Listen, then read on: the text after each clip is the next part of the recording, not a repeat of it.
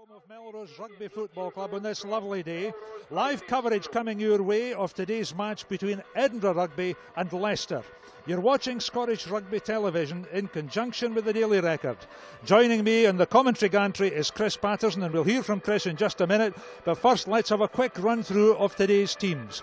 Edinburgh Rugby, Nick McLennan at full-back, making his first start for the team. Dougie Fife, Chris Dean, another youngster at centre. Andre Strauss and Tim Visser, the other midfield pairing. Greg Tonks and Sean Kennedy are the half-backs. Rory Sutherland gets his first start at loose head prop alongside Ross Ford and another newcomer, John Andress, an Ireland A cap. Fraser McKenzie makes a welcome return to Edinburgh colours in the second row alongside Ollie Atkins. Roddy Grant is at 6, Hamish Watson at 7, and Cornell Dupria is at number 8. Now this Leicester team is laced with talent. It's a late decision on the fitness of Blaine Scully and Niall Morris as to which of them plays fullback. And again, Scully or Matt Smith will play right wing. But we do know that Manu Tuilangi will be at 13. Seremiah Bayi is at 12. Nicky Goneva is at 11. Massive midfield and wing presence there. And then English half-backs in Freddie Burns and Ben Youngs. Aniseke Sio and Giraldini and Munipola are the front row. Sebastian de Chavez alongside England's lock, Jeff Parling, are in the second row. Tom Croft is at 6. Julian Salvi is at 7. And the big Italian international, Robert Barbieri, packs down at number 8. We've had showers here in the Borders once or twice today, and at Melrose, well, it hasn't escaped the rain either, but lovely blue skies over at the moment.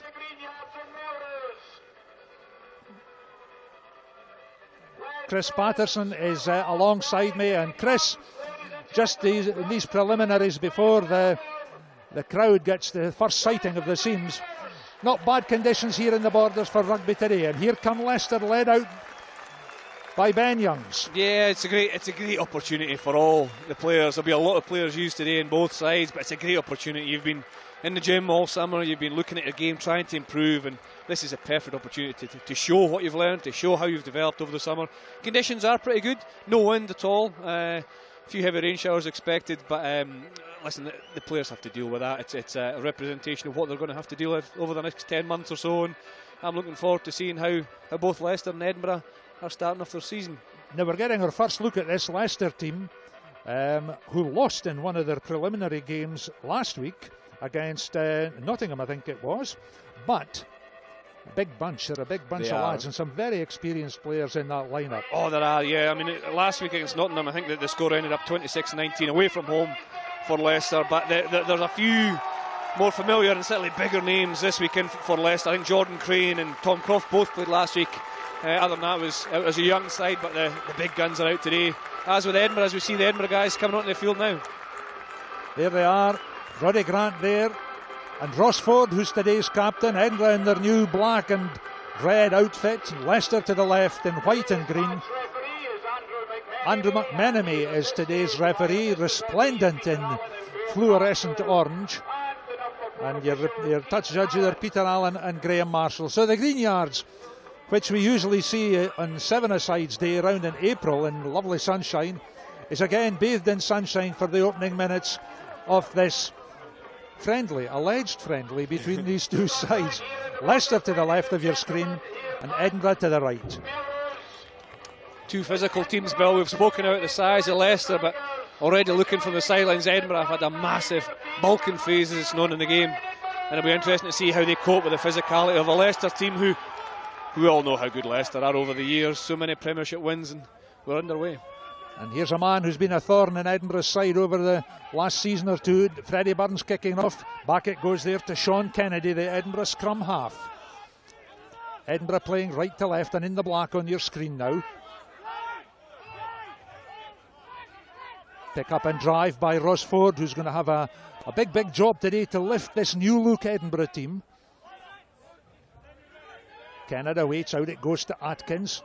Immediately, Ollie Atkins bulldozed back there, and he's 18.5 stones. Kennedy over the top. Scully waits. Beautifully taken there by the American. Well covered there. Here's Robert Barbieri for Leicester. Big bruiser who was born in Toronto, at the bottom of that heap there. And I can tell you that Niall Morris is playing full-back and Blaine Scully is on the right wing. Cornell Dupree fields for Edinburgh. First sighting and first hands on the ball for Nick McLennan, the New Zealander. And that's Morris. Huge ball infield to Freddie Burns. Here's Tuilangi. What's he going to do? He'll run, that's what he'll do, and then he passes. Goneva. That's the halfway line. First penalty of the game, Edinburgh's way. Yeah, interesting start. A couple of new players for Leicester staking their claim right away. Geraldine, the hooker, and Barbieri with big tackles and then tidying up loose balls. But the first penalty goes to Edinburgh. Goneva took it in, and Edinburgh got over the top of the ball, won the penalty, and Greg Tonks thumps it deep into the Leicester half. As you can see, Leicester tried to play Freddie Burns, kicked it into the bottom corner, but Cornell Dupree covered it. And other than that, Leicester were looking to keep the ball in hands, but it counted against them on that occasion. There's obviously an element of match fitness comes into what you get out of this game, but what would Alan Solomons be looking for, do you reckon, in this Edinburgh team, which is where our attention is? He's looking for physicality. He makes no bones about it. He's all about physicality. He's all about how well you can match up in attack and defence, and you see that right away with their driving maul for Edinburgh. They're not looking at going wide. They're going to try and take on this pack up front. Oh, Tonks with a wee pass infield there. Here comes Tuilangi, chance for Leicester. There goes Scully. Big, strong American winger there, Blaine Scully. Played for them at 7s as well as 14s. Barbieri, powerful, powerful man. Youngs, Burns. This is Munipola. Unmistakable. And there's a penalty for Leicester. Not rolling away. Sorry, Bill, we talk about winning collisions, and that was well and truly win there. But good to see Fraser McKenzie putting a tackle in, but he was always going to come second. But the timing and the pace on the ball from Munipola was what won the battle there. You see this fella Munipola there with that great mop of hair, which I envy, and he's down officially at 19.5 stones, but I reckon he's a bit more than that. Possibly. Quality player as well. Lean mind as well. He does. He's a quality player. He knows when to distribute. You often see him, obviously we did there, coming onto the ball really hard, but he's got soft, subtle hands. He can give a tip-on pass, as it's called, and find the person in better space. But he's a quality all-round player. Rory Sutherland at the front of that Edinburgh line-out. First game for the lad who started his rugby with Hoyk and then Gala. Burns gets it out brilliantly there. That's Seremiah Bailly. Hard running. Good turnover. Away goes Giraldini, the Italian. Youngs again. Burns. Slick running here. Oh, and Tuilangi almost through. Look at the speed they recycle. Here they go again. This is Salvi with the pale blue cap and number 7 on his back. Knock on by Leicester. Edinburgh did well to scramble their defence there. They did. They just held on, didn't they? Chris Dean making his first start for Edinburgh, a young Scottish player who's been involved in the Sevens set up for quite a while, making a tremendous tackle on Manu Tuilangi. But Leicester will be pleased. Richard Cockrell and the coaching staff will be pleased. A line out deep in Edinburgh territory and 2 or 3 clean phases. They got over the game line every time. The ball was quick, as you said, and then just an infringement, just a knock on from Ben Youngs stopping it. But good attack from Leicester. And good all-out defence by Edinburgh. We must say they looked stretched. Just so that viewers understand that this is a friendly, it'll be 2 halves of 40 minutes each, but there will be rolling subs during the game. So we're going to see a large number of changes of personnel on the field. And I think Leicester have listed something like 28 players and Edinburgh have listed 27. So there you are, 55 players for Chris and I to get our memories round and our identifications right on. We'll do the best we can. It's pre-season for us as well, Bill. Well, there you go. Start getting at the deep end. So this scrum is just about 7 or 8 metres away from Edinburgh's try line. You can see the 5 metres line just about the feet of Cornell Dupree at the back of that Edinburgh scrum. There he is, hands on hips, this big South African who's had such an impact in Edinburgh Rugby. 7 tries last season for them. Packing down at number 8. In the absence probably of David Denton, who's had a bit of hamstring trouble. Saw him training at Murrayfield at the beginning of the week, and he's just working his way gradually and gently back to fitness. It was a low scrum, Bill, wasn't it?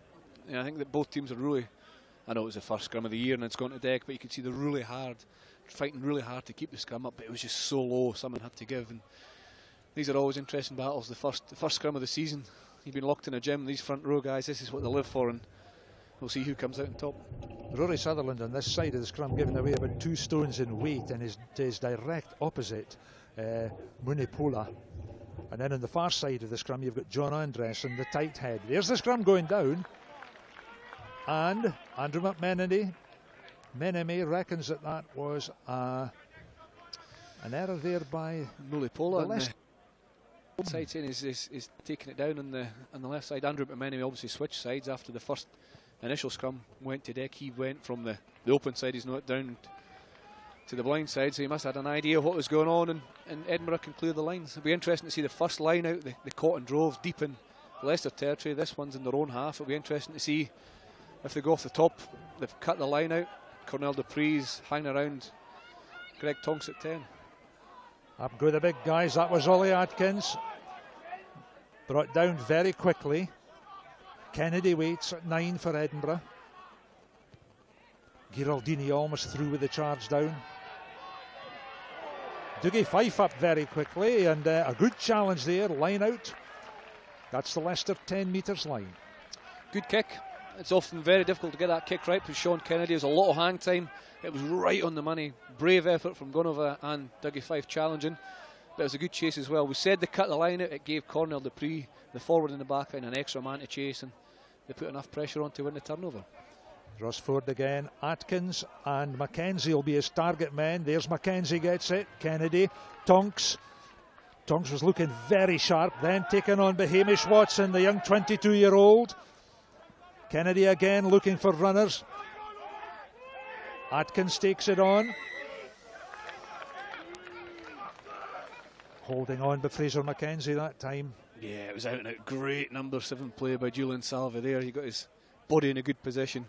The tackles are low. Leicester are tackling low. Freddie Burns in there with a tackle, and then Julian Salva over the top, winning his side a penalty.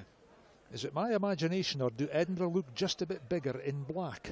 They've certainly had a massive focus. I think with the South African influence of Alan Solomons, they've spoken a lot openly as well about how physical they want to try and play, and what their game's going to be based on. It could be the black versus the white, but they're certainly in good condition, both sides.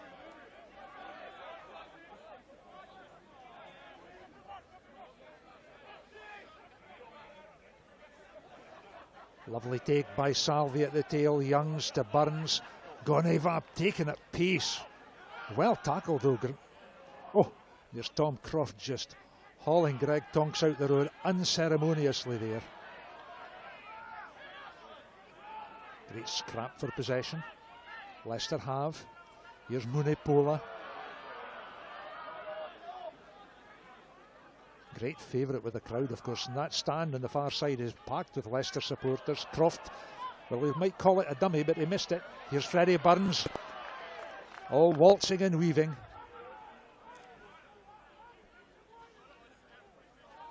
Giraldini meets Ford. In fact, that was John Andres there.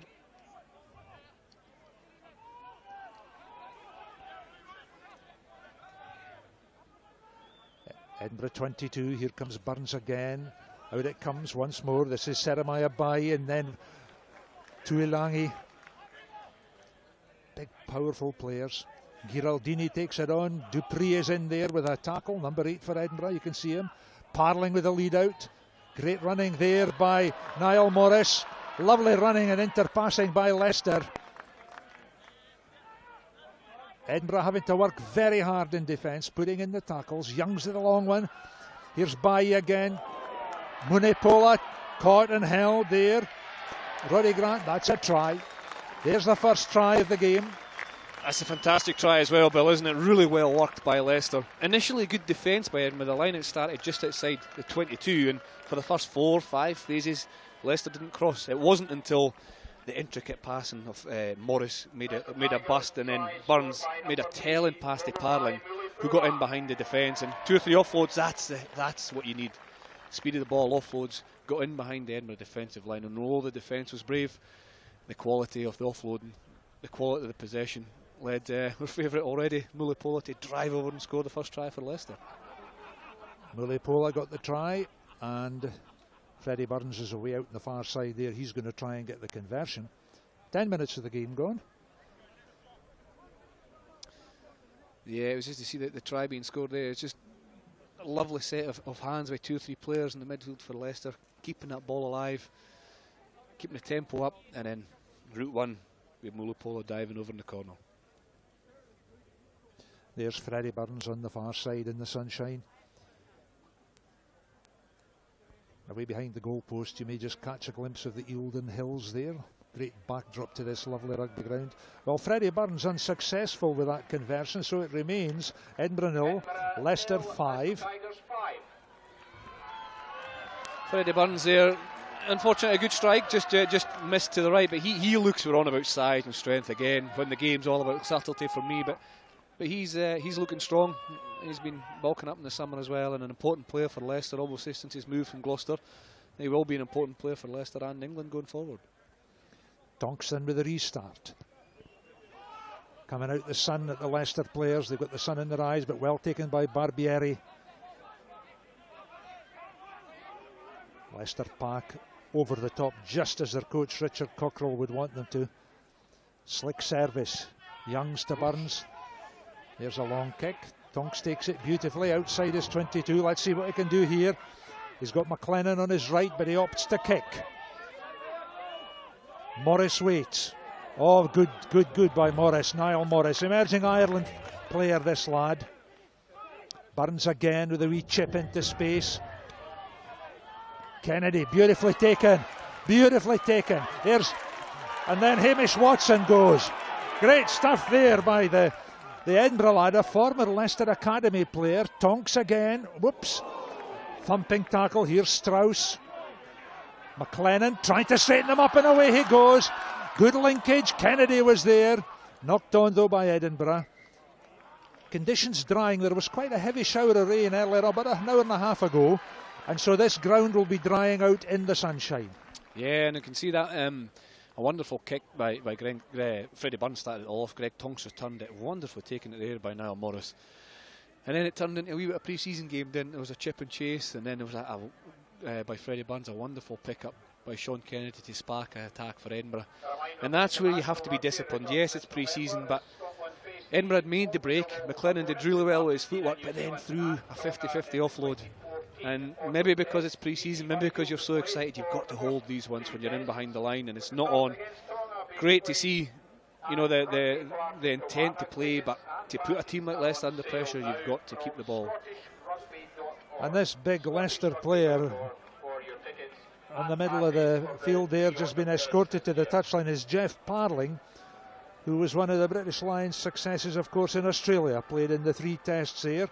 So he goes off, and we'll try to update you on who's coming on. Yeah, Parlin he put a massive tackle, a massive hit just at the back of the row of Sutherland. Parlin saw the ball was slow. He made a good decision to come out of the line in defence and put Sutherland under a lot of pressure, but he just got his timing a little bit wrong, and I think it's his shoulder or his head. He took a bump. I think it's Harry Wells, number 19, who's come on. We'll confirm that for you in just a minute. But anyway, I was impressed by Hamish Watson's burst up the touchline here, Chris. I thought for Edinburgh that augured well. He's a great young player, Hamish. He was involved in my final year with Edinburgh, and I can remember he came off the bench against Ulster, having not really been the club very long, and he just impressed me right away. His work ethic, he's tough as they come. Came through the Leicester Academy system, strong, hard working, supremely fit. Just a real quality asset for Edinburgh Rugby, and let's hope he gets a lot of game time this year. Here's the scrummage. Leicester have Giraldini. Edinburgh have driven them back just a wee bit. Leicester get the put in. Stalemate that, Bill. So much effort going by both sides, and just every sinew, every muscle, and no one's moving. No one's taking a step forward. No one's going an inch back. A real good competition for the ball. Harry Wells on for Leicester at lock forward. Tom Croft away in the far side of that Leicester middle row there. The fair hair, you see him. the England and British Lions lock. Interesting, you see here Leicester have Morris on the left hand side with Gunova, and Edinburgh only have Dougie Fife defending there. It's up to Sean Kennedy. He has a decision to make. Does he stay there? Does he come round? Watch for intricacies here. There's that Edinburgh oomph in the scrum again, away in the far side. John Andres is working very hard there against CO, and Edinburgh have got the scrummage this time, knocked on. They forced the knock on. Great work there by Rory Sutherland and by John Andres in the front row of the scrummage for Edinburgh, and Ross Ford. Absolutely. That's a great outcome. Obviously the Leicester far more experience, but Rory Sutherland in his first start just stepped up from amateur rugby, from Gala, working really hard. John Andres, another new signing to the club. He's played a lot in the Premiership. He's been forming at Worcester and Harlequins and Ulster before that, so he's experienced. But they're working hard as a unit with Ross Ford to win the turnover there. You were on a minute ago, Chris, about Hamish Watson and just getting into this, into senior rugby. There's another lovely wee cameo here of Chris Dean, who's in the centre for Edinburgh, and he's up against Manu Tuilangi. How about that for your first senior game? Exactly, in at the deep end. But the good thing about that for Chris Dean is it's a challenge. He'll have watched them develop, and he'll be desperate to take up against the best, as he always are as a player. But also he'll know what Manu Tuilangi has in his game. He's played a lot more games. He'll be far more analysed than Chris Dean. So the way the kind of mind works is almost, listen, I can surprise you. I know what you're going to do. Yes, it's very difficult to stop. But Chris Dean's he'll be prepared well, and he'll know roughly what's coming. Stopping it's another thing, but he'll have a bit of surprise up his sleeve on his opposite number. There's the scrummage then. Sean Kennedy, whose cousin was Grant Gilchrist, captain Scotland against South Africa down in Port Elizabeth the other week. And there's a penalty in an eminently kickable position, it has to be said, for Edinburgh, right in front of the post from a distance of about maybe 40 metres. Will they go for goal? Or, yeah, I think Greg Tonks fancies his chances here. Yeah, it's a binding issue there. I think there's Andrew McMenemy, the referee, is going to have a word just to clear one or two things up with Ben Young's the captain. He was pointing to his arm as a binding issue at the scrum, so whether it's a variation in law between what goes on in the Premiership, what goes on in the Pro 12, it gives Greg Tonks the opportunity to get the first points for Edinburgh. Leicester leading by these 5 points then from Munipola's try on 10 minutes, and they've played 16 minutes of the first half now. So here's Greg Tonks with a chance to get Edinburgh's first points on the board.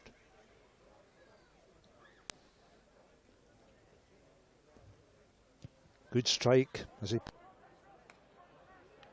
It's just a little bit too much across the ball, possibly. No problem with height or distance. Direction was what was missing that time. So Leicester let off the hook a wee bit.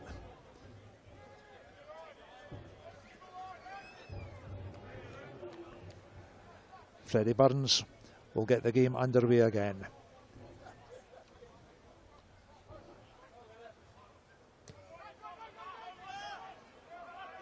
Dougie Fife with a catch. Tonks again. Up into the sun. Morris waits. Oh, that's beautifully done there by Niall Morris, and he drops it in the tackle.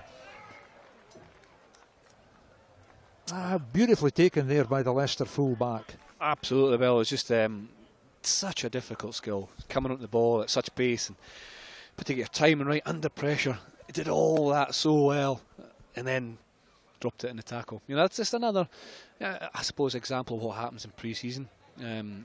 You're not quite up to speed, but fantastic take in the air, and he'll be frustrated just to knock on the tackle, but it gives us another scrum on halfway to dig deep into our knowledge of scrummaging, Bill.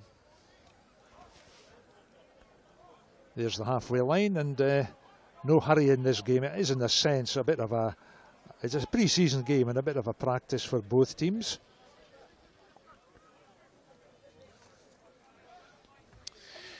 Edinburgh have came out on top in the last couple of scrums, haven't they? One or two penalties, one for going down, one for binding. This is directly in line with us, so we'll get a good view. See what happens in this one. Very encouraging for Rory Sutherland and John Andres. Sutherland on this side there, steady scrummaging. Kennedy to Tonks. Strauss. Brought down eventually by Ben Youngs.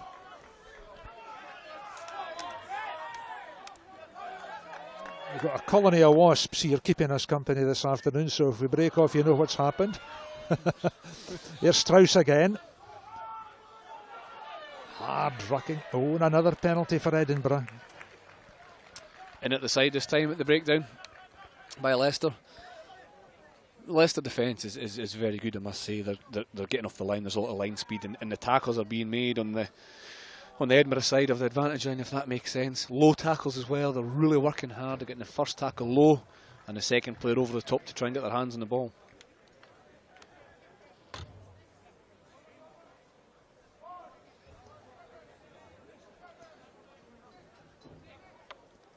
Lovely conditions. One or two big clouds appearing over the Eildon Hills away to right of picture there, out of sight. But the sun at the moment, well, you can see it for yourself. Glorious time at the Greenyards. Lovely ball for Edinburgh by Atkins. Here's the maul. Kennedy goes. Inside it went to Dougie Fife. Kennedy again. Tonks looking for the gap, trying to blast his way through. Well tackled by Burns. Ford. Quick engagement there by Leicester. Roddy Grant. We saw him at the Commonwealth Games playing in Scottish colours just a few weeks ago. Cornell Dupree. And Leicester's defence out on top in that time. Yeah, absolutely. Very same secure. again. Sorry, Bill, more of the same. I really agree with you with the line speed there, the low tackle. Burns with two excellent tackles in there. Tuolangi's coming up on the outside to force the Edinburgh players almost back in towards the strength of the Leicester defence. But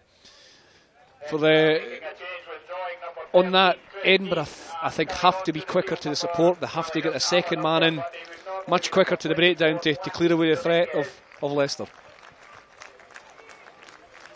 You may have heard that in the PA system, that Chris Dean has been replaced by Joaquin Dominguez in the centre. Must have taken a knock early on. A wee bit of attention needed. Kennedy gets ball, kind of sloppy. Tonks under pressure. Here goes Dupree. Loves the engagement of the contact, Cornell Dupree. Taken on now by John Andress, formerly of Worcester Warriors, John Andress. Tonks again. Visser came into the line and his pass to Dougie Fife, maybe not quite on target. It's the first time we've seen Tim Visser really, apart from the opening kickoff where he tidied up very well. It's that's an indication of how Edinburgh have tried to play this. Most of the attack has came around the ruck, around the maul, putting a lot of players in a small space to try and overload the attack. But I would like to see them go a bit wider just to stretch this Leicester defence a little bit, give them something else to think about. Tom Croft got line out ball for Leicester. Here's Burns. Again, that high kick testing out Nick McLennan.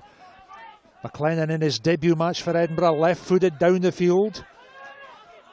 Here's this fella, Niall Morris again. Well tackled by McLennan on this occasion.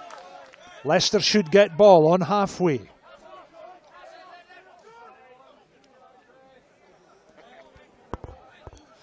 Nick. Lovely running again. Look at the pace of these guys. That was big Harry Wells there, the big lock forward trying to get into the action, and Tigers win a penalty. Edinburgh up to a bit of skullduggery on the far side of that breakdown, I think, Chris. Yeah, just a tackle, not releasing. It was actually a big tackle from Cornell Dupree, but he has to let go. Once a tackle player hits a deck, you've got to let go, which I think is a great rule. It benefits the attacking side. It means you can present the ball and get quicker ball. Far more attacking rugby. I like that law. But interestingly, Leicester are going that wee bit wider. They brought the wingers in there, Gonava in there, Seremai Abai, using them to get the ball wider and have won the penalty on the outside channel. They'd like to see Edinburgh do a little bit more of that. You know, Leicester have a more balanced approach so far in the first 25 or so minutes here at the Greenyards. 5-0 Leicester lead. Try by Munipola 10 minutes after the game started. There's Tom Croft soaring in the line out. Here's Barbieri. Lovely running there by Seremai Abai. This big lad who's been capped 49 times for Fiji, Vunepola, relishes the contact. Coming in at the side though by Edinburgh. This is kickable. That's a difficult one for a referee, isn't it? You know, Hamish Watson there, he done wonderfully well to get his hands on the ball, stay on his feet, you know, under pressure. It's just, did he come in from the side? Did he work to get right in behind the hindmost foot, which is very difficult for a player and very difficult for the referee, but it was judged to come in from the side there, which gives Leicester this opportunity to throw into the line out just 5-6 metres short of the Edinburgh line. I get the feeling that Leicester, although they're only leading by 5 points, have an awful lot in reserve yet. They have really barely got out of first gear, I feel. There's Tom Croft again being used. Now here's the clean ball, and Edinburgh have done very well to drive that back. There's a bit of Alan Solomons and Omar Monemni in that. So well done Edinburgh, and the crowd have enjoyed that.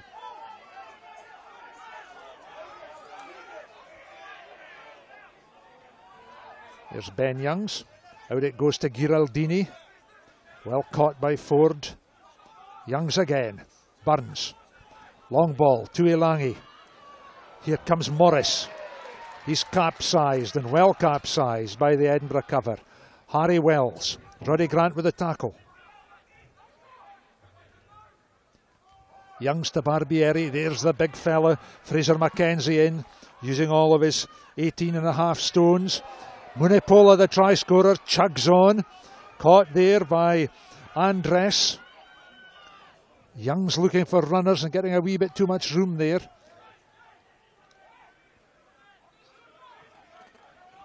Russ Ford organising the Edinburgh defence, calling the shots. Giraldini gets it. Good tackle by Hamish Watson. Another penalty against Edinburgh. Youngs just picks his spot. Dougie Fife intercepts. Oh, it was away. Dougie Fife was away, but the penalty had already been given. Back they come. Leicester are very clinical at the breakdown. The ball carrier has more than one option, so whether the ball carrier is taking the ball into contact themselves or whether it's a short tip-on pass or an offload, they're working very hard to support that player. 2 or 3 times Edinburgh got good position defensively, made a good tackle, but then the second player from Edinburgh in to try and win the ball was just blown away. Very good work at the breakdown from Leicester, and it gives them a relatively easy shot for Freddie Burns to get his first 3 points for Leicester this afternoon. Freddie Burns in with a fairly straightforward penalty for him. Nobody really rushing to take the kick at goal, this being a pre-season friendly. As you said, Bill, you know, Leicester have had most of the possession. We don't have stats to back that up obviously at the moment, but it just feels like they've had more possession. They've gone through more phases each time they've had possession. You know, that time they would be up to 6, 7, 8 phases, which is all very difficult to defend and very tiring to defend against, especially as Leicester are moving it from close to the breakdown to far away for the breakdown, and they have the bulk behind them. But Edinburgh are defending well. I just hope they can get their hands on the ball and keep it for a little bit longer. 26 minutes played, and the Leicester Tigers extend their lead then by 3 points with that penalty from Freddie Burns. And Greg Tonks has the job of getting this game underway and really trying to put the visitors under a bit of pressure. Tuilangi goes up. Visser tries to get hands on it. Dupree goes. Well done by Hamish Watson, but knocked on initially by Edinburgh. Back they come. Good kick from Greg Tonks. Good intent from Tim Visser. I must admit, I think he was offside. I think he was in front of Greg Tonks. But then ultimately, in the challenge for the ball, Visser knocked it forward, and just exactly back to what I was saying. Leicester now in control. They have possession. They'll dictate the speed of this. They'll kick and chase, or they'll build a few phases. So very hard for Edinburgh to control the game when they're not getting their hands on the ball. 2 Samoan props in that Leicester front row. Sio has been capped a couple of times. He's at number 1 away on the far side. Then you've got Mulipola, who's been capped 17 times for Samoa. He's on this side of the scrummage. And in between them an Italian, Leonardo Ghiraldini, 67 caps for the Azzurri. Laced with talent, this Leicester team. Rory Sutherland, Ross Ford and John Andress are the Edinburgh front row. Sutherland there with a sweatband. You can just see him on this side of the scrummage.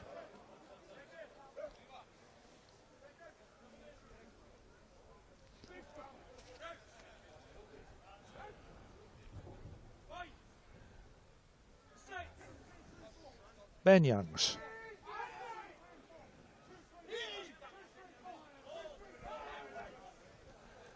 This is Scully, Burns, Tuilangi, Morris, left winger is Goneva. Nice rugby by Leicester, from their own 22 up to the Edinburgh 10 almost. Burns with a wee chip, that's clever. Kennedy covers, and he's missed it. Visser will have to do something with this. Back they come again for an earlier penalty. Something away in the far side there, Chris. Yeah, I'm not sure what happened at the breakdown, but again, I sound like a broken record. But Leicester, you know, they used Blaine Scully off the scrum. He came at first receiver, and a lovely pass out behind the defence. And they got into the outside channel. It's so much more difficult to defend in the outside channel because you have more space to cover. The scrum was just outside the 22, and the net result was Leicester getting a penalty just short of the Edinburgh 10-metre line because they challenged that outside channel.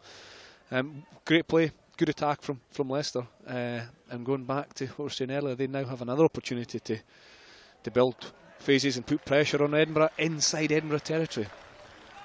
And Freddie Burns has taken a very well taken penalty there. Sweet kick, placed Leicester within about 10 metres now of Edinburgh's try line, and they have the throw in.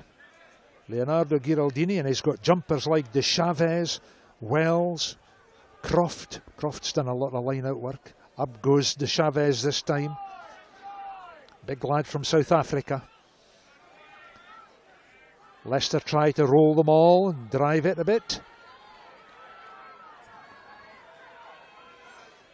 De Chavez and Fraser McKenzie have a wee hello, a wee welcome to the Greenyards. Burns, that's a forward pass there, intercepted by Dominguez. Mackenzie has, capsized by Tuilangi. Back to Tonks. Tonks off that strong left foot of his. Freddie Burns right below us, in touch. And away goes Goneva. Youngs. Lovely passing. Here's Tom Croft. Oh, thumping tackle there. That was Dominguez in on Croft. Took away the British Lions' legs. And here's Burns again trying to get the line in action. They're experimenting, you see, and things not working in this early stage of the season. But that's a very clever kick by Niall Morris again. This lad with the beard and the wee wristlets there, number 15 for Leicester, is a very canny player. Got a good rugby head on him. Was there a doubt over his fitness before the game? I don't know, but he's been absolutely outstanding. Kicking from hand, catching. He had that little knock on, which is completely acceptable, because every other part of his game has been outstanding. There, the pressure came on Leicester a wee bit because Strauss from Edinburgh came out the line to try and shut down the Leicester attack. Did it very well, actually. But then when the ball came out to Morris, after a ball that went along the ground, he just says enough's enough. I'm going to put it back into that corner and put more pressure on Edinburgh. I must say Edinburgh's defence at the line has been very good. That's twice in the last maybe 5 or 10 minutes. We've spoken about the opportunities for Leicester to put pressure on in the 22 both times. The Edinburgh pack, Stevie Scott, the forward coach, will be very, very happy with how they've defended the drive and been very positive off the back of it. And if you've just joined us, welcome to the Greenyards here at Melrose, down in the heart of the Borders. This is Scottish Rugby Television in conjunction with the Daily Record, bringing you coverage of the pre-season friendly match between Edinburgh Rugby and Leicester Tigers. The score at the moment is 8-0 in Leicester's favour, a try by Munipola, a penalty by Burns. Lovely conditions here, and the ball dry now after the pretty steady rain which came about lunchtime, round about midday. Rossford with the throw for Edinburgh. Beautifully taken there by Fraser McKenzie. Oh, and an error. Picked up. Well done by Sio, one of the Samoan props.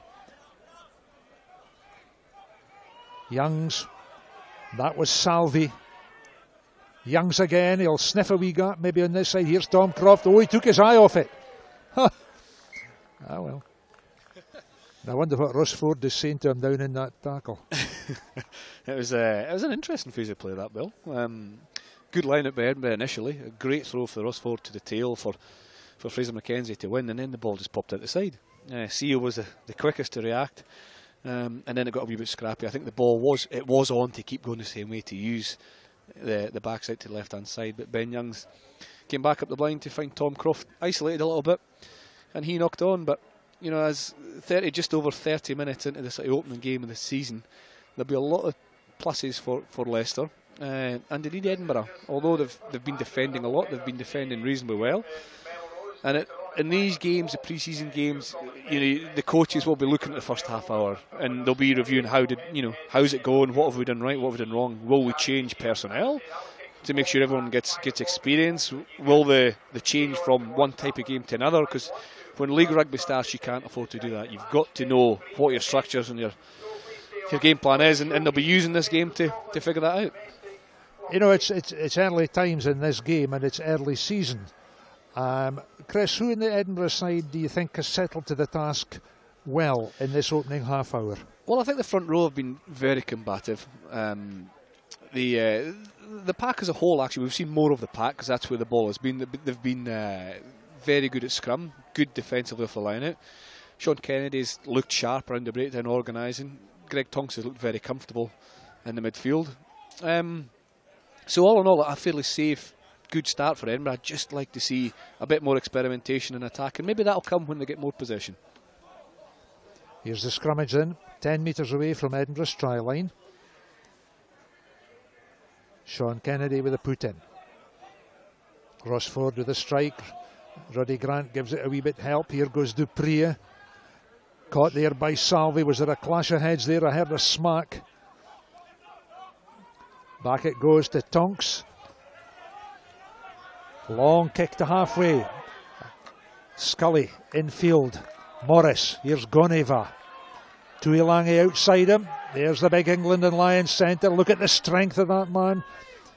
Through Dougie Fife's tackle.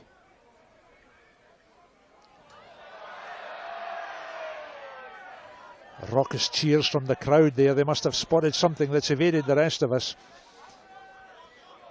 Youngs again. Freddie Burns this time. Munepola. Well tackled by Hamish Watson that time. Watson almost overshot him, but he got down low and got him around the ankles. Comes up breathing heavily. The Leicester halfbacks very much in control of what their side is doing. They're just calling the shots and orchestrating everything beautifully. That kick there by Freddie Burns, for example, into touch off the corner flag. Absolutely fantastic by Freddie Burns. Not only did he identify that was the right thing to do, Dougie Fife on the right wing for Edinburgh read it really well. He was sitting just a little bit off the line, and he turned and chased. He read it, but the kick was so good he couldn't get back. As you see, it just kissed the corner flag and back at his touch. Most of the play has been in this part of the field as well, so another I suppose indication of how well the game's been managed by Youngs and Burns. And there's how close they are to that Edinburgh try line. Edinburgh over the top, long throw. Dupree takes it again. Kennedy. And that was good training ground stuff there, Chris. That was just basic stuff done well. The drive, the clear, and then the kick to touch. Absolutely, and that's the key. Simple things done well, and also simple outcomes. I mean, we can just, you know, as a layman looking at that, Edinburgh were 5 yards off their own line. They're now 5 yards short of halfway, so that tells you how effective it was. It was a long throw, difficult to do, again by Rossford, but well taken by Dupree. The clear out was good, the kick was good, and you've released your pressure. And you have to bear in mind, of course, there's a lot of Edinburgh players on the injured list. You think of Dave Denton, Matt Scott, others like Grant Gilchrist aren't playing today, and so on. And Willem Nell, Wickes Blau. We pinch there for Edinburgh. Here's Dougie Fife trying to get away from Salvi. That was better. Tonks goes. Tonks at pace, big strong lad. Ford has ball, gets it out along the line. Strauss, Mackenzie. This is Dominguez, here's Visser. Visser caught there by Scully. Best move we've seen from Edinburgh so far. Mackenzie again. Very nice work by Edinburgh. The most promising move so far. Dougie Fife again, trying to get away from Tuilangi. He spills the ball. And that's the sort of thing that he'll have to work on, won't he, in the rest of the pre-season, making sure that he doesn't lose ball like that. Dupree did well to charge down. Good work by Edinburgh. Yeah, much better.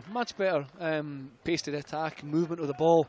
A lovely injection by Greg Tonks. But putting a lot of pace and driving through the middle. And it was much better, trying to get the ball to space, trying to find outside channels, but then ultimately it led to a knock-on, which, as we've always said, we've said so far this afternoon, is expected and unfortunately is a consequence of pre-season rugby. But look how sharp Leicester were to counter-attack. They shifted the ball from one side to the other, and it was just, as you say, a good intervention by Dupree that stopped them. Throw by Giraldini. There's another line-out steal by Edinburgh. There goes Rory Sutherland round the tail of the line-out. Kennedy, sweet service. Hamish Watson, well caught there. That was Salvi who was in the thick of it. Strauss, long ball to Visser. Visser spins infield. Tuilangi has the big Edinburgh winger.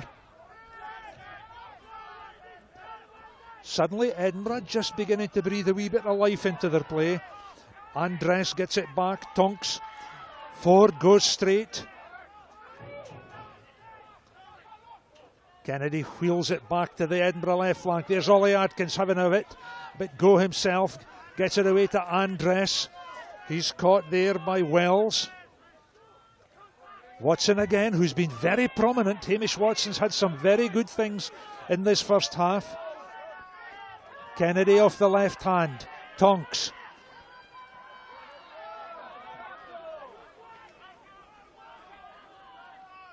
And away goes Kennedy. Roddy Grant. Grant almost through. Tuilangi and Morris grab him.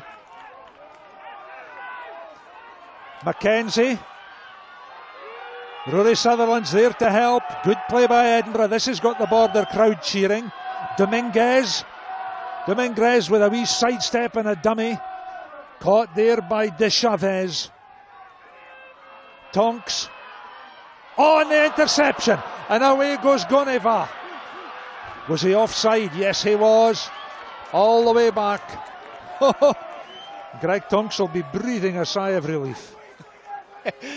Well, much better from Edinburgh. Much more intent, quicker possession, getting the ball away. I mean, we saw some lovely passing actually from Ollie Atkins, the second row, and then Sean Kennedy. We spoke about how sharp he's looked. He actually identified the space was over the top of the ruck and got a wonderful offload at the back of his hand away to Roddy Grant. 2 or 3 more phases, and Ollie Atkins threw the long ball. It was intercepted, and we thought there was a race on, but Goneva was judged to be offside. Edinburgh now need to get their breath back. Get their basics done well here at this line-out and try and add more pressure onto Leicester. Good play by Edinburgh. Let's see what the upshot of that decision was. Chris, is it a line-out or a scrum? It was a penalty, and Edinburgh have opted to kick it to a touch. And Goneva just was ruled to be offside. And Greg Tonks has already put it in the corner, but I think some of the bigger men in his squad and the Leicester squad are taking an opportunity to get their breath back, get a little bit of water in, which is a sensible thing to do. You know, this in league rugby and knockout rugby, this could be the opportunity that wins or loses a game. Yes, it's only 2 minutes before at half time, but we always say the 5 or 10 minutes before and after half time are crucial periods. If Edinburgh can score here, they can put a lot of pressure on Leicester. So a promising play there by Edinburgh. Hamish Watson very much involved in that. There's a long one to the tail. Dupree takes it. Edinburgh going to try and drive through now. Leicester's defence has been good so far. Are they going to get the try? They've got it. That's a great piece of work by Edinburgh. And I think it's Roddy Grant who got the score, and if it is, that'll be very popular down here in the borders. Edinburgh have a try. There's Edinburgh 5, Leicester 8. We spoke about how effective the Edinburgh line-out defence has been. That was the line-out attack really working. Great throw again to the back corner of Dupree, took it at the tail of the line-out, and then the drive. Very difficult to do, to get 8 men driving at the same time, at the same tempo. But they controlled it, and then Splinter Group came off the side, led by Ruddy Grant. He dived over in the corner. A great outcome for Edinburgh. This conversion then, on the stroke of half-time, according to the big electronic clock away in the corner, which I assume has been stopping when there have been injuries. Here's Greg Thompson. What can he do with this one? He's given it some crack. Oh, that's straight and true. No hesitation. So Edinburgh 7, Leicester 8. Conversion by Greg Tonks. And as the players troop off at half-time, Chris, that was the last 6 or 7 minutes by Edinburgh were probably the best part of their first 40. Absolutely, got more possession, which is the key, isn't it? If you have the ball, you're controlling the tempo and what happens in the game. So much better second half of the first half, if that makes sense for Edinburgh. Late try, they're going at half-time. Tigers 8, Edinburgh 7. Thank you very much for joining us here at Melrose this afternoon. And you'll see, if you keep your eyes out on the pitch, that we have been enjoying. So there we are, then the first 40 minutes over. The players troop off the field. We reach the turn. Edinburgh 7, Leicester 8. Encourage them in their way as they demonstrate their skills for us here at half-time.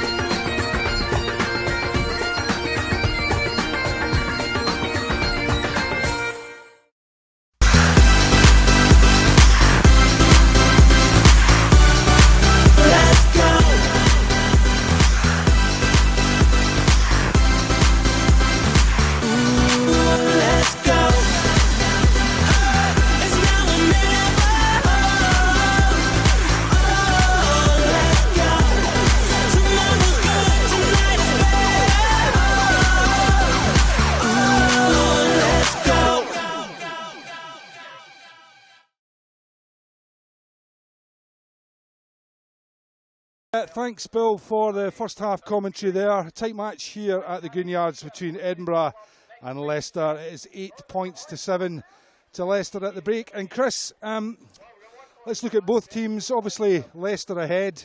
What's been the difference? I think the volume of possession for Leicester to start with, they look in control. Their defence has been outstanding, actually, especially the early part of the first half. But they've been in control of the game, territory-wise and possession. They've mixed that well between tight plays and driving mauls and pick and goes around the corner. Giraldini carried a little ball in there in his first start.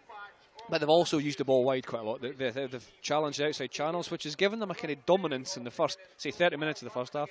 But then towards the end of that first half, Edinburgh then started to move the ball a bit better. Their possession was much quicker. Their work at the breakdown was better. And all in all, it's been fairly, as the score suggests, 1 point, and it's been fairly even in the first half. I just hope Edinburgh can get more possession, because to defend as long as that, it's very difficult to do that for 80 minutes, although we do have big squads and we'll see a lot of players being used at different times throughout the day. Well, let's take a look at the first try. That came early in the half for Leicester. They've had a lot of pressure, but perhaps what's been the problem for Leicester is that final pass has just not been good enough. And to be honest as well, the Edinburgh defence has been excellent. It has been. The first try came from a line out, and it was a number of phases that was actually defended really quite well initially by Edinburgh. But there was a touch of class in there from Freddie Burns. He got an offload away to the English Lion, the second row Lion, Jeff Parling, and they were in behind Edinburgh. And from there, they just kept the ball. The Edinburgh defence were retreating, and Mulipola eventually, after carrying a lot in the first half, drove over. Very difficult to stop under a big tackle, but still very difficult to stop. And it was the first try to the Tigers. Okay, you're the tactical genius, that's why you're here. Edinburgh with the ball. We'll go into the set piece later on for Edinburgh, but they've attacked a lot up the narrow channel. Why is that? What are they looking to do, taking it in that, on the near side? Well, I think that's they're going to use this game as quite rightly a preview to the season, and that's the way that Alice Solomons wants to play. He wants to be direct. He wants to put a lot of numbers in a small space, if that makes sense, attacking wise, and try and overload one or two defenders in a channel. So they've not used a lot of width. Why have they done that? Because they feel that the best way to play is a big physical game. They didn't get enough opportunities for it to work well initially, but towards the end of the half, where they've changed the way they've played a wee bit, but still been effective in tight. They've actually gone wide as well. It's been beneficial for them. They're a very, very physical team. They make no bones about where they're going to challenge the opposition, and that is in and around the breakdown. The reward came late for Edinburgh in the first half, and it was good pressure on the Leicester line, and then a good, well-worked try for Edinburgh. It is very difficult to do a driving line, and defence coaches, if we think about Leicester for a minute, defence coaches hate, or forwards coaches, any coach, hate a team to be scored against at a driving line out. Andy Robinson, the former Scottish and Edinburgh coach, used to, he would make sure the guys did about 30 or 40 live driving maul defences if he'd conceded a score from that. So it's very difficult to do, but Edinburgh did it well. They threw to the tail of the line out, so the drive was at the back, which meant that the players in front of where the ball went have to work hard to get round and in behind to stop the try being scored. But after that, it's not so much brawn as a bit of technique. Get the technique right, all work together, and Roddy Grant chose the right time to splinter off the side of the maul and score for Edinburgh. And it's been an interesting feature of the rugby today in the championship earlier on. New Zealand against Australia, we saw 2 Richie McCaw tries from that very tactic from the line out, the driving maul close to the line, and it's so difficult to stop. It is. Once it gets going, once it gets started, it's almost impossible to stop, because if you stop it, the only way you can stop it is by bringing it to deck, really, and that's illegal. It's a penalty against, so close to the line, you're then into penalty try territory. Very difficult to stop, but also very difficult technically to do when the emotions are high, when the power of the players is so high. But Edinburgh did it really well, and Stevie Scott will be delighted with that, as well as the defensive side of his line out. The pitch at Melrose looks small when these guys are on it. The physicality of the first half for both coaches, and I suspect the players as well, they'll be delighted that the pre-season training is gone, and now it's down to the hard graft on the pitch. And we've seen 2 committed sides today. Absolutely. The pitch was big when I played in it, Jim. Maybe because of the shape of me, but no, it is a big pitch, joking apart here at the Greenyards. But you're right, it does look congested, it does look full with these massive players, the kind of physical specimens that play rugby nowadays. And it has been committed, no more so than Hamish Watson, the number 7, who we said in commentary was a big part of the Leicester Academy, and he maybe has a wee bit to prove, but he's been outstanding, and smaller in stature to some of the others, but his heart's as big as anyone, and there has been a lot of contact, there has been a lot of physicality at the breakdown. I think Leicester came out on top in the initial part of the first half, but Edinburgh certainly caught up towards the end. Who's impressed you from the visitors lineup for Leicester? Who's been good for the Tigers in the first half? Well, we spoke about Niall Morris at 15. There seemed to be a doubt over his availability to start the game, but he's been outstanding. Basics done well, but also had a calming influence. Freddie Burns has had a calming influence on the team as a whole from standoff. But you look at Ben Young's at halfback as well. He's the captain. He's looked in control. Nothing too flash. He's defended really cleverly. Nothing too flash, but he's been in control. And then our friend Mulipola, he's carried a lot of ball. Although the scrum's been under pressure a wee bit for Leicester, he's carried. And every time he has carried, he's made big inroads into the Edinburgh defence. So it's very difficult to pick out individuals in a pre-season game, because the next 40 minutes we're going to see, who knows, maybe another 30 players across the board. But in the first half there, for the visitors, certainly the spine of the team has been effective. It's not been a day for the Edinburgh wingers. They've not got a lot of space to operate in. A couple of carries for Tim Visser, and Dougie Fife's looked hungry to get the ball as well, but it's just not been that kind of game for them. No, we talk about attacking around the breakdown and how tight it's been, but a lot of those attacks, a lot of those ball carries have been from Dougie Fife. You work your fast-footed players into that situation. So although they're attacking tight, he's had his hands on the ball quite a lot. Tim Visser's been out wide more often. Most of the play's been on the right-hand side towards Dougie Fife's wing, but Tim Visser, if you give him the ball, is always going to cause defences mayhem. Although he's been, not so evident in attack, Dougie Fife, compared to the man opposite him, Gunova, he had one fantastic tackle on Tom Croft. Now, Tom Croft, as we all know, for the Lions, and England has scored tries in the wide outside. It was 1-on-1 with about 15 metres to cover for Dougie Fife, and he came up and he chopped Tom Croft low, and that was a great way of, when you're not heavily involved in the game, having, the mental capacity and understand to stay in the game, and then when you're called upon to make a big impact, there's an impact on the defensive side, but it's a fantastic tackle. Okay, there's a couple of weeks before the season starts. Here's the details on how to get that Edinburgh season pass.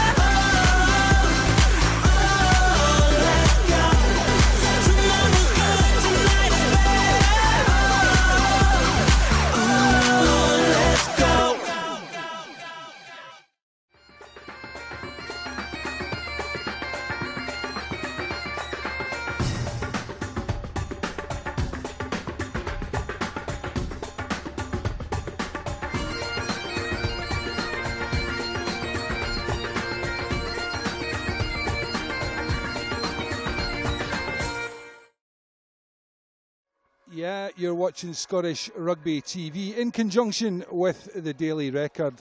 Live coverage of the match between Edinburgh and Leicester Tigers here at the Greenyards, the home of Melrose Rugby Club. And we've been talking with Chris about the first half which finished Leicester 8, Edinburgh 7. And, pre-season games, it's the commentator's curse because there are a lot of names listed on these team sheets. How important is it for Alan Solomons to get a good look, at as many of these players as he can in a competitive environment? Well, that's the number one aim. That is the goal of pre-season. It means that when the meaningful, every game is meaningful, but when the competition games come on, the league start, your best side, you know that the players understand your philosophy, understand your game plan, understand what's expected of them. There will be mistakes, of course there will be, especially in pre-season, but Alan Solomons needs to have a good look. There's a lot of new players in at the club. There's, that brings a change in culture, that brings a change in emphasis. And all the training you do, all the preparation you do, isn't anything like the match environment. Often pre-season games are done in 3:30-minute periods, or we've got 2 40-minute periods, but it's so valuable for Alan Solomons and the rest of his coaching team, as it is for the Leicester coaches, to understand where the players are physically, mentally, especially understanding of the principles and the game plan. We have another game in store for you later this afternoon. We'll have a break at the conclusion of this match between Edinburgh and Leicester, but at 5 o'clock here on Scottish Rugby TV, we'll have live coverage of the match between Melrose and Heriots in the BT Charity Shield.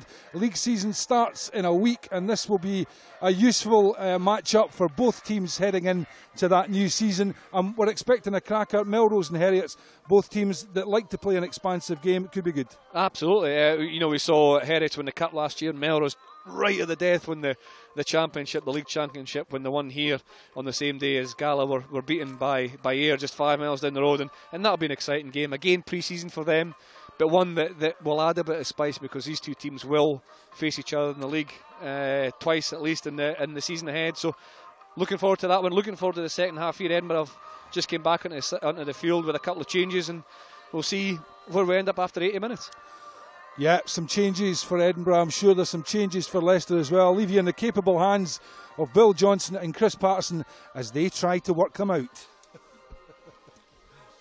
Mission Impossible comes to mind for this. I see Edinburgh number 17 there. That's Big Simon Berghan. Possibly see him in your picture there. So there's a new face on the Edinburgh line out. He's an interesting character, a big, beefy prop forward, over 19 stones of him. Came from Canterbury, having played in the ITM competition in New Zealand. And he qualifies for Scotland because he's got a grandpa from Stirling, and you don't get much more Scottish than that. No, certainly not. He arrived towards the end of last season, so he'll be a wee bit more up to speed than a lot of the newer arrivals. I see Sam Hidalgo-Klein on the field as well, presumably in place of Sean Kennedy. Tom Heathcote's out there as well. Tom Heathcote's there. Yeah, he's come on, I assume, for Greg Tonks. Carl Bezuidenhout's on at fullback as well. So a lot of changes, one or two blank shirts, which is going to make it even more difficult for us, but I'm sure we'll cope, Bill. And Leicester come onto the field as well. You can see them there. Big Harry Wells coming to this touchline, and the lad with the hair like a flying haystack is Mr. Munipola, the 17 times capped Samoan prop. Not as many changes for Leicester. Certainly one, Ricardo Brugnara's on in the front row for Leicester. Otherwise it looks as we were at the end of the first half. So there's 3 times capped Tom Heathcote with ball in hand in the centre there. He was capped against Tonga and Samoa and Italy, and looking to add to that collection of international appearances. The kick-off then, beautifully taken again by this man who's been so impressive for Leicester today, Niall Morris, their fullback. And Sam Hidalgo-Klein is on at scrum half, number 21 again. So Hidalgo-Klein is on, Hilterbrand is on, and Heathcote is on. And there's Carl Bezuidenhout coming up from fullback, but not needed that time. Yes, he was. Here they go. Morris along the line. Goneva, big strong man with a very slick sidestep. Edinburgh trying to hold him up and win the maul situation. The ball a bit wet now after half-time rain. And that big lad was Brunyara, lying on the deck there and just getting himself up, number 17. So Leicester have brought on 1 or 2 new faces as well, ringing the changes. It's a bit of an experimental game, this, at the start of the season. Pre-season friendly. Are there ever any such things? I did ask Alan Solomons if it was a friendly, and he looked at me and he said yes. I can't imagine him ever saying be nice to the opposition. It's only a friendly. However, he's not a great poker player then, Bill, is he? Nah. I think his face gave it away. There's a lovely turnover for Edinburgh. Hidalgo-Klein gets the ball out onto that left foot of his. Away back goes Scully for Leicester. Dougie Fife champing up there on the far side. Good outcome for Edinburgh. Won a turnover at the breakdown. It almost looks as if the focus on the defensive element has changed a little bit. We saw a lot of low tackles from Edinburgh in the first half. Since the start of the second half, 2 minutes in, most tackles have been high. Therefore, the possession, when a good tackle, the possession is much slower for Leicester. And Edinburgh eventually got the turnover. So we saw Dominguez, we saw Dupree fighting really hard to hold opposition players up, and it's worked so far.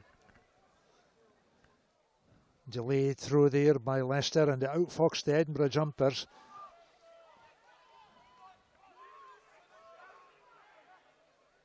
I'm just wondering, Chris, who's that on the wing over on the far side for Edinburgh? Because Tim Visser was on the left wing, but I don't think it's him. He's not got his number 11 shirt on. No, it's not Tim Visser.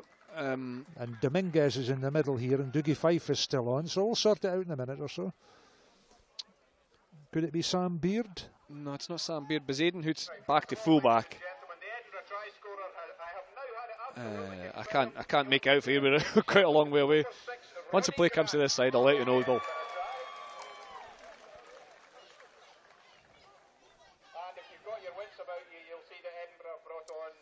It's Brett Thompson, actually. Brett Thompson, the American. The American cap.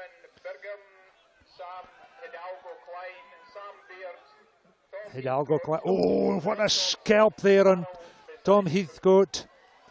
Here goes Hidalgo-Klein up that far side. Lovely footwork here by the replacement Edinburgh scrum half. Roddy Grant, the try scorer, plays scrum half this time. Used to that, of course, with his sevens experience. Then the pick up and take on by Simon Berghan. Watson is there to help the ball carrier.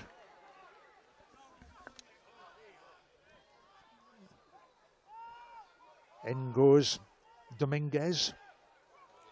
Look at the ripping there, the sheer power, the arm strength there of Bruno. The replacement Leicester prop. Yeah, it was a shower of rain just on half time as we frantically tried to stay dry, and it's probably had an influence on the opening 2-3 minutes of this first half as well. You could see the second half. Sorry, the line speed of the defence is much quicker.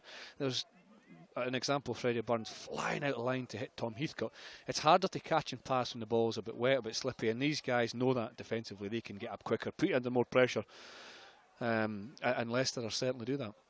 Ford with a throw, Atkins with a catch, Dupree, out it goes. 23, I think, was Sam Beard that time. Yes, it is. Hidalgo Klein, and that's Bezuidenhout, and that was Dominguez. Here's Dougie Fife, Edinburgh beginning to string it together a bit. There's Hamish Watson again, all bristling aggression. Giraldini says no way through though.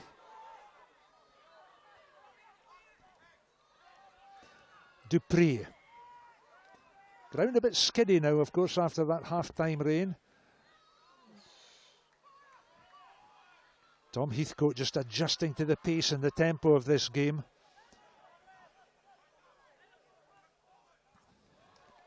That's a good kick. Scully goes back. Yeah, that was a searcher, that.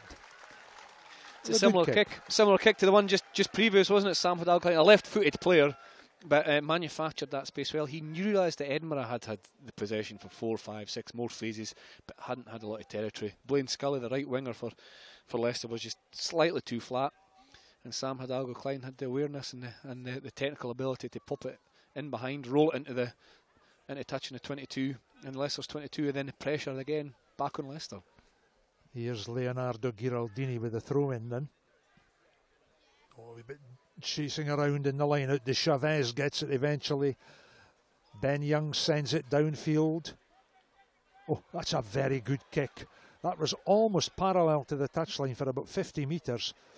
And then Karel Bezuidenhout knocks it back into Leicester's 22. Here's Young's a second time. Freddie Burns. And the purist in me loves that spiralling kick there. I do enjoy seeing that now and then. Yeah, absolutely. Freddie Burns hit that.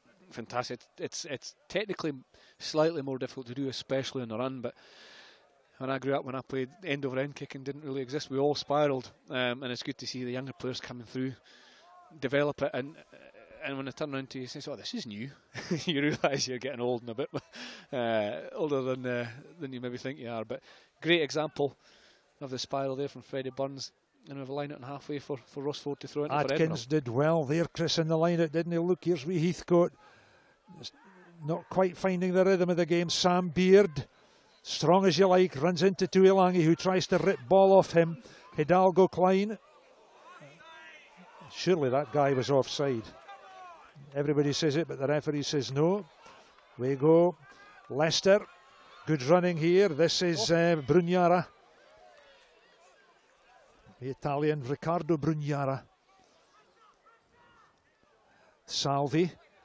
And that's De Chavez, caught by Roddy Grant and Ross Ford and Ollie Atkins. Atkins has done well in this game today. Burns. Tuilangi. Mulepola. Runs into Berghan. Almost gets it away to Barbieri. Slick ball. Beautiful take by Freddie Burns. Brilliant play. And no try there for Nicky Goneva. They were offside. Yeah, just in front of Freddie Burns' kick there. It was just, wasn't it sweet? Yeah, Freddie Burns' influence in the last 2 or 3 minutes has been, since half time actually, has been very, very impressive. We spoke about that spiral kick. We spoke about his line speed and defence, allowing pressure or placing pressure on Edinburgh. He then had an interception, and that lovely kick through there should have been a try if Goneva had stayed onside. I love the quickness of thought and the execution by Freddie Burns when he's on song. He is a fine rugby player when he's playing at his best. He was so impressive in his first opening few caps for England, obviously as a Gloucester player, and he'll be a key performer for Leicester. They always sign good players, especially in the 9-10 channel, who understand the game, who can direct their big pack around, who can dictate play, but ultimately who are good under pressure as well. Think back to Andy Good, who played for Leicester, the number of match-winning kicks in the last minute drop goals that he executed. Good players, good under pressure. I suppose as part of the success story that has been Leicester Tigers. There'll be momentary worry about Rory Sutherland there, just receiving a bit of attention from the physios, but he's okay. And this penalty will be taken by Sam Hidalgo-Klein, who's born in Granada, had a McPhail scholarship to New Zealand a couple of years ago.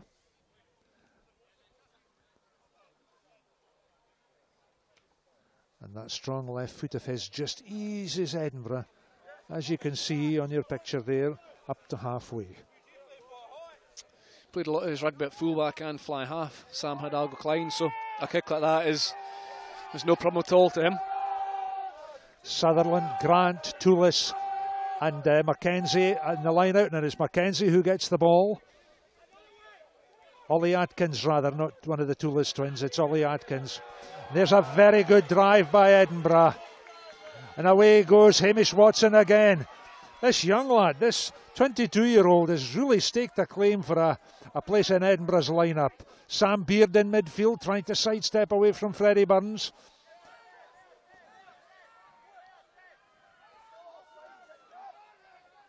Dougie Fife goes. Thumping tackle there by Goneva. And Tuilangi as well in it. And then Atkins goes yet again, this big, tall, 6'6" giant. Heathcote.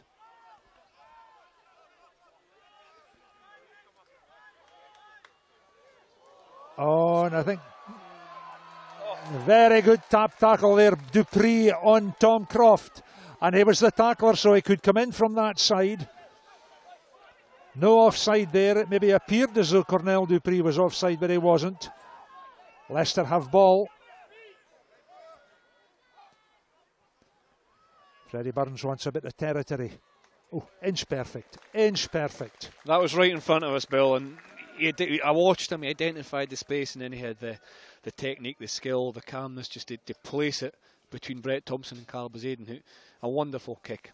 Great tap tackle for Cornell Dupree. How many times have we seen Tom Croft in that situation pick up a loose ball and run tries in again internationally or for his club Leicester? And it was one of those where it was just an inch. It was an inch either way. Edinburgh got the tap tackle, Dupree got the tap tackle, and Tom Croft was felled. But again, good outcome for Leicester by the astute play and the good technical play of Freddie Burns. And you can see this tap tackle here, which was so important there in stopping that move.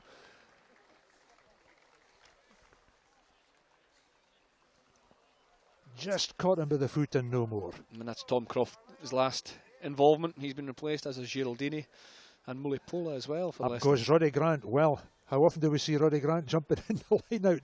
He was thrown up there like a ping pong ball. Oohs and ahs from the crowd on the far side. Hidalgo-Klein calling the shots there at the base, but Leicester win the put into the scrummage. One or two changes being rung again in the Leicester lineup. Tom Youngs is on at hooker, I think. I recognise him coming on. Just getting a little bit feisty. I've been impressed with Edinburgh's set piece, both scrum and line out. It's been and that's what your game ultimately is built on. You know, the scrum, the line, you need that base to play from, and I've been impressed with Edinburgh there. And that time they won the good line that they got to drive on, but but couldn't release the ball, and Leicester have managed to turn it over. So it's an attacking scrum for Leicester on the right hand side, just outside the 22. Fraser Balmain is on at prop number 18. Tom Youngs is on as hooker. And I heard Jordan Crane's name being mentioned. There he is, right at the back of that Leicester scrummage with the pale blue scrum cap. Big man. 3 caps for England, 17 stones plus. And very experienced at Premiership rugby, Jordan Crane. Sun dips away behind the clouds, just we hope momentarily. Don't know where you're all watching this online stream from, but it's just leaving 3:15 here in Melrose, down in the Borders. We've had little bits of rain, but we've had some lovely sunshine and some very good rugby. And if you've just joined us, at half-time the score was Edinburgh 7, Leicester 8. Leicester scored first from a try by Mooney Pola. Burns put over a penalty. And then a minute and a half before half-time, Ruddy Grant was driven over for an Edinburgh try and Greg Tonks converted. Edinburgh 7, Leicester 8. That was the score at half-time. That is still the score. Here are Leicester in possession.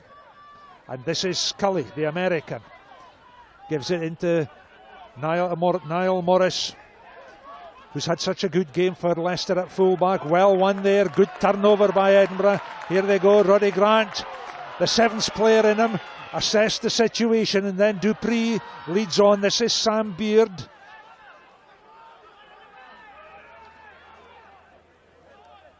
Couple of wee steps there by Hidalgo Klein, just maybe holding that service back a little bit. Offside though by Leicester. Yeah, just the Leicester players as they fire into that ruck to try and desperate to win the ball back. They're going off their feet and diving over onto the Edinburgh side. It was an important penalty for Edinburgh to win that, because Leicester had the upper hand, and we're knocking Edinburgh back phase after phase.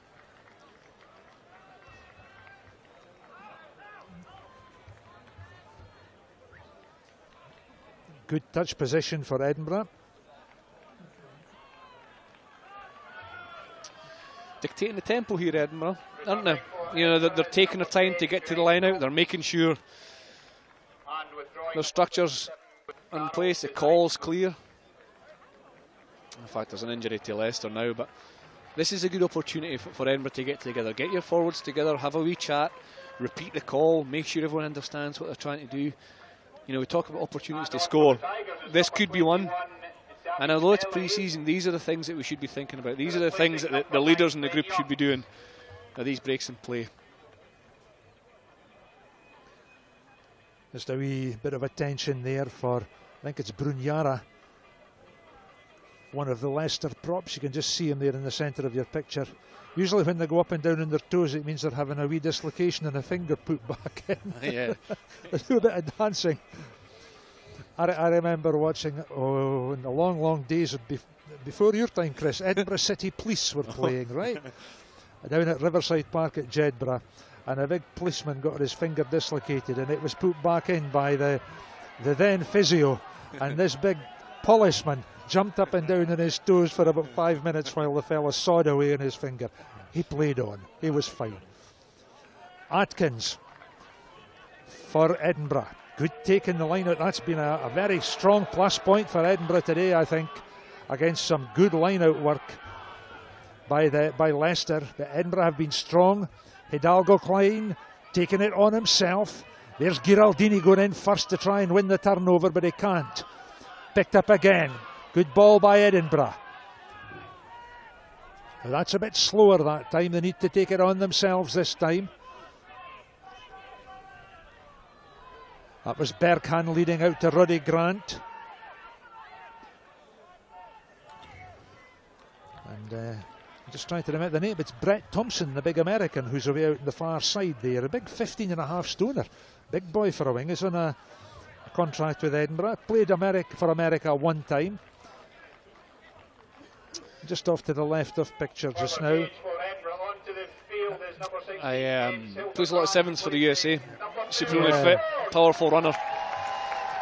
Russ Ford just played his part, and on comes big James Hilterbrand. He was with Western Force in Australia, and with the Australian Academy in 2012, another big 18 stones of hooker. They are so big, the men in the front row, but that applies not just to Edinburgh, but also to Leicester, of course. They are massive men. And Ross Ford can be proud of his start to the season. Some tremendous throw into the line out. I think we've won every line that they've gone to, and he's led by example. Number 20, Jimmy Ritchie. Replacing the Edinburgh try scorer, number 6, Roddy Grant. Roddy Grant gets a huge cheer as he goes off, but this is an interesting moment because this lad, number 20, we'll keep our eyes open for him. Jamie Ritchie is only 17 years of age, straight from school into pro rugby. Missed out the elite development stage and contracted by Edinburgh. They think hugely of him. 6'3", 15.5 stones. Fantastic player, Bill. He's also played under 20s. He went from the Scotland under 18 straight to the under 20s in the Summer World Cup, and then since then signed professionally.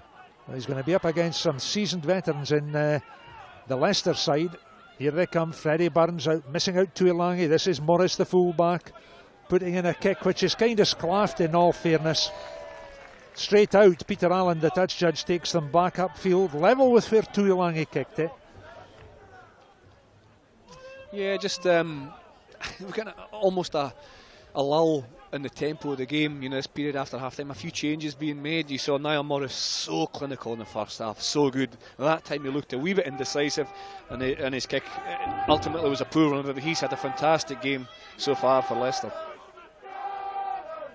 Overthrow there by Hilterbrand, well taken by Edinburgh. There goes Hamish Watson again. He fears nothing, that lad. He would run through a brick wall. Heathcote, ball knocked out of the hands of the Edinburgh midfield. Just the sheer vigour of Leicester's tackling. And the speed of the defensive line coming up. There's been I said it before, but a real increase in the line speed, a real difference from the first half. Maybe it's to coincide with the rain coming on and getting up quicker, putting the skills under that bit more pressure, especially when the ball's wet. But it's been led by Freddie Burns, and another player who's been absolutely outstanding for Leicester in the breakdowns, Julian Salvi. A respected player, a professional for a long time, a thorn on the side of many teams, but he's been outstanding at the breakdown, Julian Salvi, for Leicester. And with that extra line speed, it's really bringing him more and more into the game. There's number 20, that young lad, Jamie Ritchie, away in the far side of the scrum, just 17 years of age, former pupil of Strathallan School, and from school straight into the pro ranks. And here he is up against British Lions and Aviva Premiership guys, and playing alongside seasoned veterans in the Edinburgh team as well. What an experience. And that was David Melly, a wee Frenchman who's come on to replace Ben Youngs. Melly goes. Out on the far side is Scully, Blaine Scully, the American. Rain comes on again. I think Leicester may want to keep it tight and just roll and rumble a little bit in this drizzle. Freddie Burns with a wee chip through, caught by Dominguez. Very well caught. Not allowed to get back on his feet, I'd have said. Here come Edinburgh again.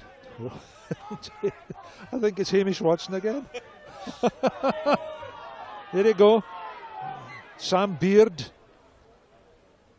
Oh, it's all so difficult now with the ball wet and the ground slippy. There's the wee Frenchman, David Melly, ball in hand. Ex-Perpignan, isn't he, Bill? Perpignan scrum half and international as well. You see the ball so slippy now. Sam Beard picks up, but the knock-on had already happened just prior to that. There was a chip from Freddie Burns, wonderfully covered by Dominguez in the midfield for Edinburgh. I think Greg Tonks, whom you see there, number 10, is at full back for Edinburgh. Yeah, Bezaden, who came on at half time, has since left us, and Greg Tonks is back on at full back. He's more recent position, but certainly he played standoff growing up most of the time, and then most of his performances have been for Edinburgh at full back. But it's a skill of his that he can play both comfortably. Oh, penalty to Leicester. Scrum goes down on this side, and that, I think, was Simon Berghand's side. Yeah.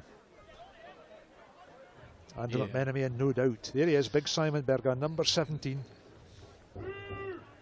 And immediately Jordan Crane, who I'm not sure if he's taken over the captain's armband from as Ben Youngs left the field, but the ball was at his feet and there was no question of what they were going to do. He pointed to the post, although yes, it's a pre-season fixture, but he's wanting to win. He pointed at the post right away. He made the decision for Leicester, and Freddie Burns has the opportunity to chip it over. Leicester finished third in the Aviva Premiership last year, behind Saracens, who won it in Northampton.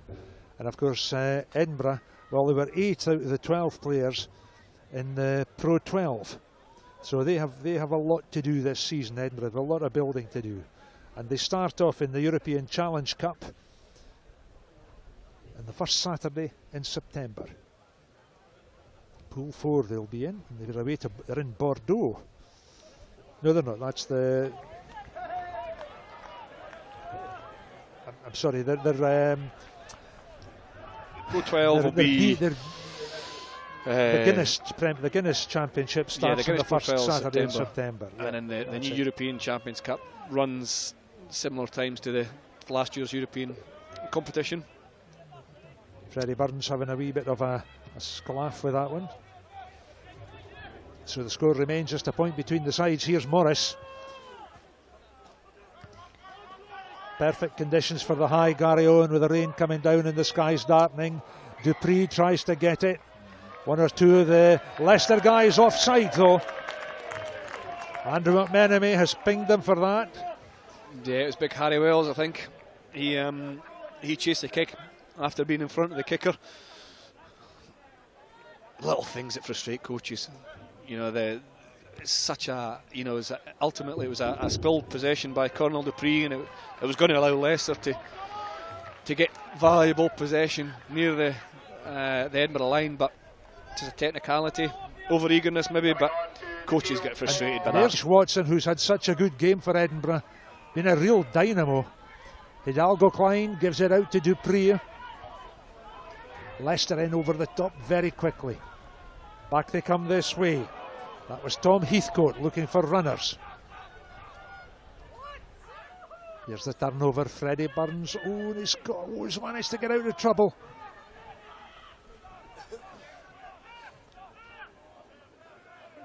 Now difficult conditions for the players. Back it goes from Melee to Burns. Freddie Burns just leans back and strokes that ball away. Makes sure of finding the touch. Yeah, good clearance kick in the end by Freddie Burns, but you see how hard the players are working at the breakdown to free the ball. One or two players, especially on the Leicester side now, taking a break as they can. Played well for Leicester. So they can replace whenever they want and bring players back on and off, because this is a pre-season friendly. They're not adhering to the usual. Teams that started that with Irish national team, and it filtered through their system in Ireland, where you tackle the player high, you hold them off the ground, and if the ball isn't presented by the attacking side, it's a turnover. Most teams do that nowadays. Edinburgh try to do that, or certainly tried to do that all last season, but the key to it is the initial contact. If the initial contact's good, then you're going to be successful. If the initial contact's bad and the attacking team get over the gain line, it's a risky tactic. Changes, hasn't there, Bill, both sides, but that's the first scrum we've seen Leicester really dominate. That was a strength certainly of Edinburgh in the opening 60 minutes or 50 minutes or so. Jeremiah Bailly took the penalty. Tonks returns it. It's Melee.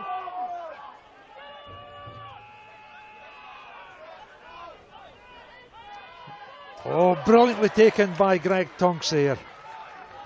Very good clearance there by Blaine Scully again. Takes play up to the Leicester 22 and relieves the immediate pressure on them. Yeah, with the rain, there seems to be a bit of wind getting up as well, which I think is favouring Leicester. And there's an opportunity there for Blair Scully to really clear his lines, but it was a great kick and a great chase from Sam Hidalgo Klein that put Scully under pressure. Most of the game has been played in the Leicester 22 now, which is credit to Edinburgh because they seem to be playing into a bit of wind. 19. I don't mean years of age, because they're twins. I mean, that's their numbers. All you folk at home hooting. They're both the same age. They are both 22. Here's Hidalgo Klein. Oh, and Tom Heathcote just having a wee bit trouble there with the footing. Here he goes. That was Jamie Ritchie there taking the ball and the tackle from Julian Salvi. Bergen rather. Turnover, lovely hands. Goneva. Tuilangi goes in on Dougie Fife.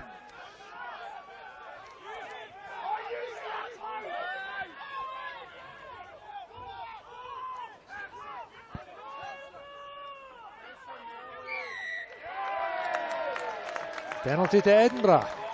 Yeah, now, obstruction. Actually, this is kickable, and they've got Tonks. And you know, I think most people assume that you'll just kick penalties to the corner, or you'll take quick taps in a pre-season friendly. But goal kicking's a massive part of the game, and that needs practice as well. You need to practice under pressure. And although it's a pre-season game, it's a valuable time to practice your goal kicking as well. So there's no point in just not taking them on, because 2 weeks' time, when you need to do it under pressure, you have to have the practice under your belt. So, good decision. Here's young Tom. He's 22-year-old. I think he's on a 1-year contract from Bath. This is about, what, 37, 38 metres. Oh, he's given that a good strike, but I think he's pushed it wide on the right. Aye, just slightly wide. Peter Allen watched it very carefully there as Heathcote runs back. Peter Allen, the touch judge on this side.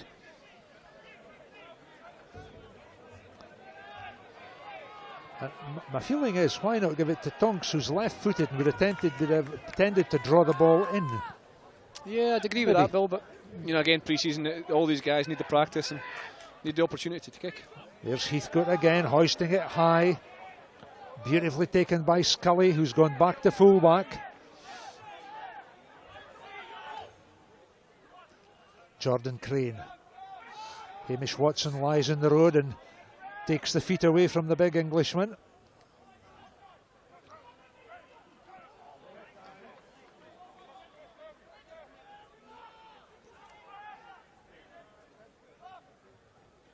Oh, lovely take there by, I think that was Jeremiah Bailly.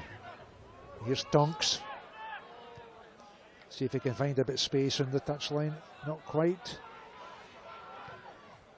Bailly again. That one's out. That's a fantastic kick. Great kick with Jeremiah Bailly. He's now moved to standoff. Since Freddie Burns' departure, played standoff last week, Jeremiah Bailly, in the defeat to Nottingham, the opening game of the season for Leicester. And he's played a lot of rugby at standoff for Fiji, so he's 35. Yeah, yeah, even I played against him, Bill. He's played for a long time and a real experienced player, and we need that experience in these conditions. This is James Hilterbrand with the throw. Lovely take there. That was, I think that was Alex Toulis. Side. Another frustrating one, Bill. We spoke about. Was it Wells who was in front for Leicester that time? Brett Thompson, so eager to chase, so eager to make an impression. He got ahead of Sam Hidalgo-Klein and was in front of the kicker, and a simple penalty for Leicester. I think the crowd have enjoyed watching the names playing here at the Greenyards. The people whose names they see in the papers and whatnot. Nobody could say that it's been one of the great games, but it's been interesting to see them. But the nature of it has been pre-season. Yeah, absolutely. So. Absolutely, it serves a purpose to prepare the players for the season. It's the clues in the name, but it's been hotly contested as well and very, very physical. Lovely take by De Chavez for Leicester. He's been on all the time, this big lad. Used to play a bit at Mont-de-Marsan in France. There goes Julian Salvi away as well.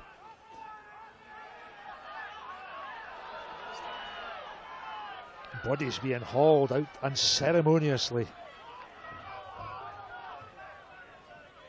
There goes Jordan Crane. Toulis brothers in the thick of it with a tackle. Tuilangi getting shunted back there. Good tackle. That was Simon Berghan did that. And Edinburgh win the penalty. Good defence, dominant tackle. And Leicester penalised for not releasing the ball. It was Berghan who got off the line. He got in front and a good low tackle. I think from an Edinburgh point of view, I'm seeing a lot of good physicality and good confrontation. not an awful lot happening behind the scrummage in terms of use of the ball once it's been won. Yeah, I think the conditions in the second half have dictated a lot of that. But certainly, and Leicester have followed suit. You know, the second half they've been far more direct, closer to the breakdown, and the game's maybe suffered a little bit for it. But there's more than one way to skin a cat. You have to develop all aspects of your game, and the conditions, as I say, have probably dictated how the second half's gone.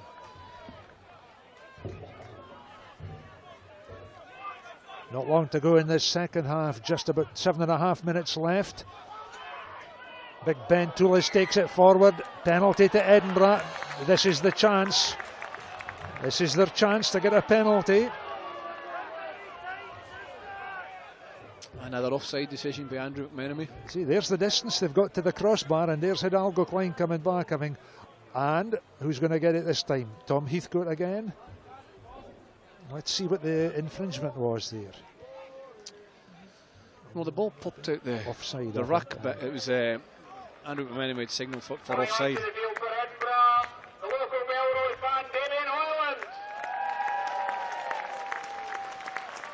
So Damien Hoyland comes on for Dougie Fife on the right wing for Edinburgh as Tom Heathcote, there he is, right bang slap in your picture, prepares to kick this 38-metre penalty attempt. Heathcote then to put Edinburgh ahead. That's a better one. Yes, he got that one absolutely plumb. So for the first time in this game, Edinburgh take the lead at 10 points to 8. Good strike, wasn't it, by Tom Heathcote? Made more difficult by the fact it was in almost the same position as the last one, so he had to put that out of his head. Nice slow approach. Good thump, good follow through, and it puts Edinburgh ahead. So we'll put his first one down as a range finder, a direction finder. That one was successful. Edinburgh ahead at 10-8. We always see a sudden acceleration of effort here from Leicester. Or are Edinburgh going to be able to hold them? There's the clock at the top of your screen, just about 5 and a bit minutes left. Let's have another look at that penalty in just a second or two. Hamish watching the thick of it again on your screens. As the whistle had already gone and he was thumped to deck. He took exception.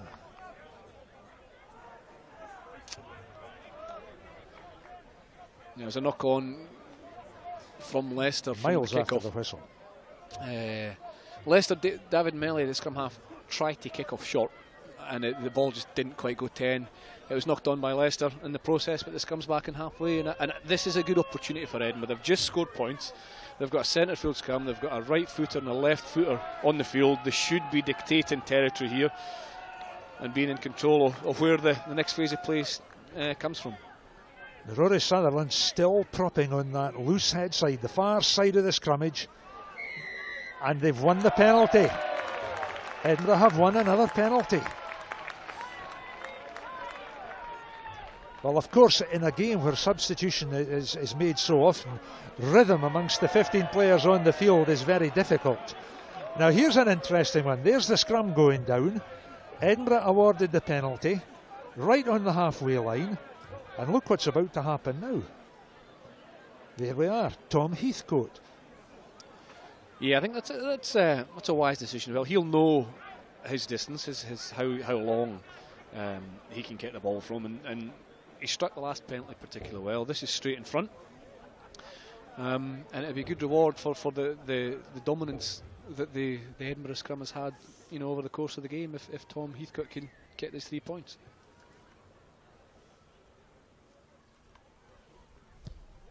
Here's Heathcote with the penalty. Oh, it's short and off to the left. Short and off to the left. Jordan Crane then with a counter-attack. The wind has been sort of gusting periodically, and I think Tom Heathcote's penalty attempt just got caught by the breeze. Melee clears there for Leicester, but let's have another wee look at that kick by Tom Heathcote.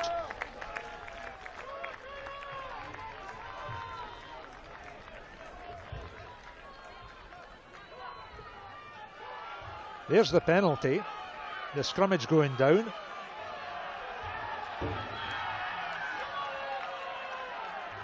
And there's the line out, which is back live.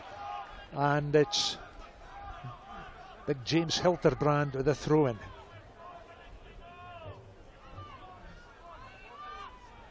Dry ball, of course, now because they've got the wee towels there to help. Oh, there's a line-out steal. Away go Leicester. Barbieri there. Here goes Jordan Crane. Melee out by Tuilangi. Oh, isn't he strong when he gets going? Oh, and Joaquin Dominguez did well there to bring the big British Lion down. But Tuilangi is always built like an OXO cube. It's short and stocky and powerful. He's strong and he knew exactly what he was trying to do. He was going direct. Joaquin Dominguez held on, but Damon Hoyland's first involvement in a professional jersey was a crucial one, and very good decision. He didn't try and come in and assist the tackle. He just targeted the ball, ripped it out to Alanga's hands. Number 7 for Edinburgh, Hamish Watson. Good ball there. Melly gets it away to Bai along the line. Barbieri again. You feel Leicester are just going to crank the pressure up a little bit and raise the tempo of their game. Goneva. Edinburgh across there in numbers. They're buzzing round them like some of the wasps that we've been bothered with here at Melrose this afternoon. And the crowd are behind Edinburgh, and they've got their put into the scrum. And they've certainly won the look at that. You can see the folk in the stand applauding that. They've won the appreciation of the home crowd. Folk on the touchline too. There's one or two border faces there amongst them on the touchline, enjoying this day of rugby at the Greenyards. Let me just remind you that when this game is finished, we'll be back just before 5 o'clock for the BT Charity Shield match between Melrose and Heriots. So you'll have time to get the kettle on, have a cuppa and have a biscuit, and then come back 5 to 5. Round about then we'll be back on air on the Daily Record website for the second game of the day. Meanwhile, less than 2 minutes to go, and Edinburgh leading 10 points to 8 in this pre-season friendly. I think Leicester have turned it over a bit, have they? Yeah, there's some turnover at the scrum. Yeah. Actually looked as if the Leicester back row had broken early. I thought Andrew McMenemy was going to penalise it, but they let it go, and Leicester have managed to turn over, and they'll have probably what will be one of the last attacks from a scrum wide out on the right hand side with a fairly potent back division. But Edinburgh have defended well. There's only been 2 tries in the game, 1 for either side, and they just need to set themselves here, set their defence, continue to defend as they have done, and I don't see them being threatened by Leicester at all. Into the last minute of play, and the man of the moment, Hamish Watson, who's been declared man of the match, and I think justifiably. I think he's had a tremendous game for Edinburgh. Hamish Watson in the thick of that wee tiff. Scrum goes down. Difficult for the footing now because so many of them wear sort of rubber studs, these blades, plastic blades and whatnot. The grass is juicy after that half-time rain. I like the old aluminium studs, Chris. I think you'll find the forwards still find the longest aluminium. I think so. I hope so. I hope they do anyway. But you're right. It's so much pressure going through. The players in there. It's hard to keep your footing, but the scrums have been good. There haven't been too many resets on either side, but this is let's say the final attacking opportunity for Leicester. The last play, and it's David Melee. And they've got a penalty now. They could go for goal and they could win it by a point. It's 10-8 for Edinburgh. The penalty would win it for Leicester by a point. They're going for goal. The telltale sign, Bill, is no one's really put their hand up to kick. Jordan Crane signalled, but eventually is it Niall Morris that's coming forward? On the far side, no one seemed to. I thought Jeremiah Bai would take the kick at goal, but it's David Melly who's kicked for Perpignan in the past, the scrum half. David Melly, the French scrum half. Everyone seemed to be fairly reluctant to come forward, but he's going to try, which is a long-range penalty to win the match. This is to win the game then for Leicester. This penalty would make it 11-10 in their favour. Here's Melly, who's giving it a good scalp. It looks very good. Up go the flags. It's the winner, right on the stroke of time. Andrew McMenemy blows his whistle to indicate full time. Edinburgh 10, Leicester 11. David Melly on the stroke of full time with a winning penalty. Would you believe it? Well, there was never much between the sides, Chris. Leicester led at half time 8-7. Edinburgh got back 10-8. Then Melly again. Here's the replay of that kick. Here he is. He didn't take a lot of time about it. Put it down. A long kick, thump between the middle of the posts, that ultimately gives the Tigers a win. And credit to David Melly for doing that. It's a lot of pressure. We'll have another look at it. Worth another look. There he is. Look, all rhythm. Technically very good. He's jumping on his toes and he knows it's over. Fairly casual, wasn't he? I don't know how you say hurry in French. I think it's something like that. He'll have a good night anyway. Yeah. So, Leicester the winners by 1 point in this pre-season friendly. Not the best of games, but a lot of interesting stuff come out of it. Players shaking hands there. Crowd are warmly applauding them. We had tries by Munipola for Leicester. Burns and Melly kicked penalties. Tonks converted Roddy Grant's try. And Tom Heathcote kicked a penalty for Edinburgh. So there we are. That's the end of the first game. Our thanks to Chris. Our thanks to our partners, the Daily Record and Edinburgh Rugby. Don't forget, we'll be back just before 5 o'clock for the second part of today's double-header. It's the BT Charity Shield match between Melrose and Heriots. Until 5 o'clock, cheerio for now.